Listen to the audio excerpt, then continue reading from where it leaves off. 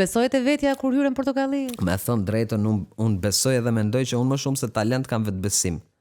Nuk e kam pas kur në çdo lloj zhanri, paktën te pjesa e artit, kam qenë shumë i bind për gjithë rezultatet që do kem. E dija çfarë rezultati do kem. Madje shpesh herë un kam shumë kënaqësi kur i shoh njerëzit që kanë një lloj adrenaline në momentin që kanë një rezultat. Më duket sikur e kanë sikur nuk e kanë ditë, domethënë i ka ardhur si dhurat, kurse unë nuk është se kam përjetuar shumë këtë pjesën e rezultatit që arrita pas Portokallis, se kam qenë shumë i predispozuar. E kam pas hap studio muzikore që kur isha 13 vjeç, 14 vjeç. Madje një detaj, kur kam qenë 13 vjeç, pa ta hap një studio te shtëpia ime dhe kisha vetëm mikrofon, jo Rode, ka qenë një tjetër, se majta men mikrofonit, pa ta bën një mikrofon, një laptop, edhe vishin çunat që ishin te lagja, vishin regjistrosha këngët.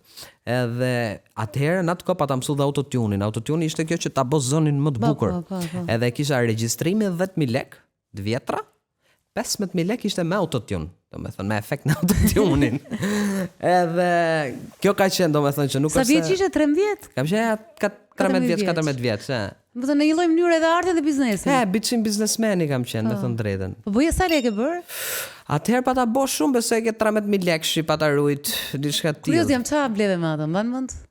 Apo e çove në shtëpi? Me thënë drejtën, më duket se unë kam qenë shumë kështu familjar, me thënë drejtën. Nuk kam qenë shumë kështu njëri që dilsha, kështu që shpenzosha. Maksimumi që mund të kem shpenzu ka qenë kështu ke këto qendrat e internetit që kanë qenë atëherë të lut në kështu se 13.000 lekë ishte çfarë të bësh?